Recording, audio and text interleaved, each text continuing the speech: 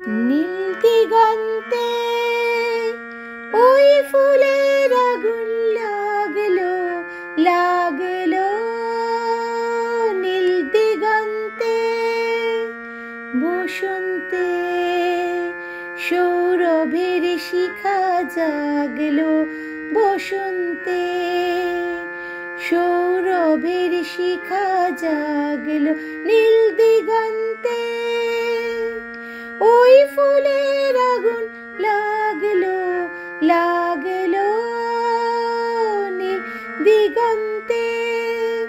হ্যাঁ, নীল দিগন্তে এখন চারিদিকে বসন্তের আবাহন চলছে।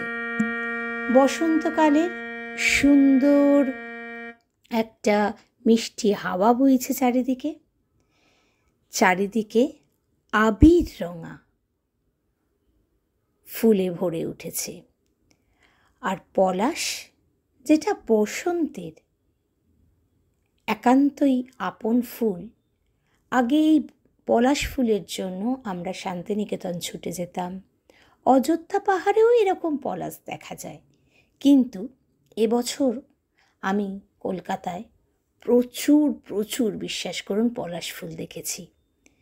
যারা এখনও দেখেননি একটু খেয়াল করবেন, রাস্তাঘাটে অযত্নে পড়ে থাকা বড় বড় গাছে কিন্তু প্রচুর পলাশ ফুটে আছে। তাই মনে হলো সামনেই তো আসছে বসন্তকাল, তো রবীন্দ্রনাথের এই গানের কিছু অংশ না, আজ আমি পুরো রবীন্দ্রসঙ্গীত গাইব, কিন্তু মাঝে মাঝে আমায় কিছু কথা বলতে হবে, তা না হলেই কপিরাইট ক্লেম হয়ে যাবার একটা অসুবিধা এখনকার জন্য আছে। সেই জন্য আমি মাঝে মাঝে তোমাদের সাথে কথা বলছি। Welcome to my channel Joy's creative garden. আর যারা ফেসবুকে দেখছো তাদের সবাইকে জানাই শুভ সন্ধ্যা। আসলে ছোটোবেলায় রবীন্দ্রসঙ্গীত শিখেছি, ডিস্টিংশন নিয়ে পাশও করেছি, কিন্তু আমার একটা স্বপ্ন ছিল যে আমি কখনোই শুধু রবীন্দ্রসঙ্গীত গাইব না, সব রকমের গান গাইব। আসলে একজন শিল্পী যে পরিপূর্ণ শিল্পী হতে চায়, সে সব রকমের গান গাইতে চায়। তার মানে আমি কিন্তু কাউকে ছোট করছি না। যারা শুধু রবীন্দ্রসঙ্গীত গান, তাদের গলাটা সেই রাবীন্দ্রিক ছন্দে তারা বেঁধে রাখেন। আমি সেটা করতে চাইনি, তার কারণ হচ্ছে আমি সব রকমের গান গাইতে চেয়েছিলাম ছোটোবেলা থেকে, কিন্তু রবীন্দ্রসঙ্গীতটাও খুব ভালো করেই শিখেছিলাম, সেই জন্যেই ডিস্টিংশন নিয়ে পাশও করেছি। আমি হঠাৎ করে উঠে পড়া একজন গায়িকা নই, ছোট থেকে ঘষে মেজে গানটা শিখেছি। তবে হ্যাঁ, এখন আমি খুবই ফাঁকিবাজ, এখনও তো রেয়াজ করার সময় পাই না, কিন্তু গানটা এখন আমি ভালোবাসি। তখন শিখতে হবে বলে শিখেছি, আর এখন আমি ভালোবেসে গাই। তবে একটা কথা অবশ্যই বলছি, সবারই মনে রাখা দরকার যে যদি কোনো বিষয়টা ভালোবাসতে হয় এবং যার মধ্যে নিজের একটা প্রাণের ছোঁয়া লাগানো যেতে পারে, সেটা কিন্তু ভালো করে আগে শিখে নিতে হবে, তাহলে কিন্তু খুব সহজেই পরবর্তীকালে করা যায়। এর জন্য ধন্যবাদ আমার মাকে, কারণ ছোটোবেলায় তো সত্যি করে এত কিছু করতে ভালো লাগতো না, কিন্তু মা জোর করে করে শেখাতেন, পাঠাতেন বিভিন্ন গুরুর কাছে। তাই আজকে হয়তো আমি এই জায়গায় এসেছি। তো চলো আর কথা না বলি, বসন্তকাল যখন এসে গেছে তখন আবার ফিরে যাই সেখানে কবিগুরুর কাছে।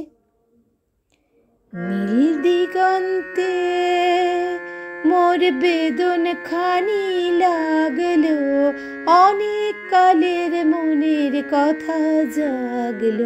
নীল দিগন্তে মোর বেদন খানি লাগলো, অনেক কালের মনের কথা জাগলো। এলো আমার হারিয়ে কোন ফাগুনের পাগল হাওয়া এলো আমার হারিয়ে যাওয়া, কোন ফাগুনের পাগল হাওয়া। বুঝি ধরার কাছে আপনাকে সে মাগলো, সরষে খেতে ঢেউ হয়ে তাই জাগল নীল দিগন্তে। সত্যি আমরা যখন নীল দিগন্তের দিকে চেয়ে তাকাই, কত স্মৃতি আমাদের মনের মধ্যে ভেসে আসে। এই স্মৃতি কখনো আমাদের আনন্দ দেয়, কখনো আমাদের দুঃখ দেয়, কিন্তু জীবনটা আমাদের হাতে নয়। তাই মানসিকভাবে সুস্থ থাকাই আমাদের পরম কর্তব্য। তারপর যতদিন এখানে থাকতে হবে, এই রঙ্গমঞ্চে নাটক করতে হবে, সেটা আমাদের করতেই হবে, সেটা ঈশ্বর লিখে পাঠিয়েছেন। তারপরে একসময় তিনি আমাদের কাছে ডেকে নেবেন। তাই সবাই মিলে দুঃখটা মনে চেপে সেটাকেই সুখস্মৃতি করে চলুন আনন্দে বাঁচি। নীল দিগন্তে ওই ফুলের আগুন লাগলো, লাগলো নীল দিগন্তে।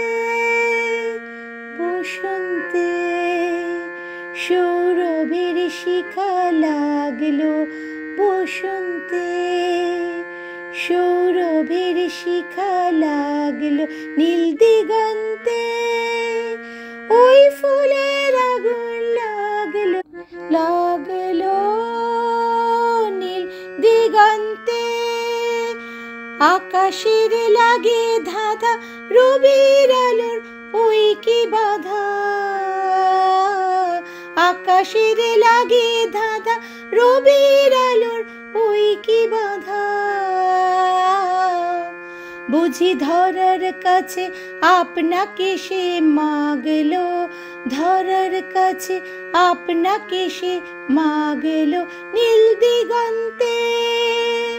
ওই ফুলের আগুন লাগলো, লাগলো নীল দিগন্তে।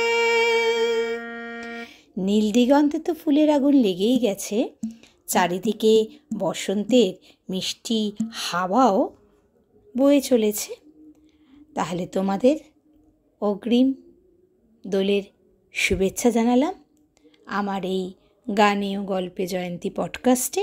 নিশ্চয়ই এখন তো দেরি আছে দোল উৎসব, মাঝে আমি আরও গানে ও গল্পে পডকাস্ট নিয়ে হাজির হব। কেমন লাগলো অবশ্যই জানিও, আর আমার চ্যানেলটা সাবস্ক্রাইব করতে ভুলো না। যারা আমার সাবস্ক্রাইবার, যারা আমার ফেসবুক ফলোয়ার, সবার জন্যই একটা কথা বলছি, যারা আমার ভিডিওগুলো শোনো, দেখো, তারা তো নিশ্চয়ই বুঝবে আর 5 জনের থেকে আমার ভিডিওটা একদমই অন্যরকম। তার কারণ আমি ভালোবেসে করি, একটু অন্যরকম কিছু করতে চাই, সবার মধ্যে একটা ভালো পজিটিভ ভাইবস, সুন্দর পবিত্র জিনিস ছড়িয়ে দিতে চাই, সমাজটাকে, পৃথিবীটাকে সুন্দর করতে চাই ভেতর থেকে। পরবর্তী প্রজন্ম যেন আমার কাছ থেকে কিছু ভালো শেখে, এটাই আমার একান্ত ইচ্ছে। তাই তোমরা যদি সঙ্গে থাকো, যদি আমার পেজটা ফলো করো, সাবস্ক্রাইব করো, তোমাদের সুন্দর সুন্দর কমেন্টস আমাকে আরও ইন্সপায়ার করবে এবং আমি আরও ভালো কিছু করতে অবশ্যই ইন্সপায়ার হব। সবাই ভালো থেকো, টাটা, শুভরাত্রি। আবার খুব শীঘ্রই নতুন একটা কোনো পডকাস্ট নিয়ে অবশ্যই হাজির হব। টাটা। পুরো ভিডিওটা কিন্তু অবশ্যই তোমরা শুনে নিও।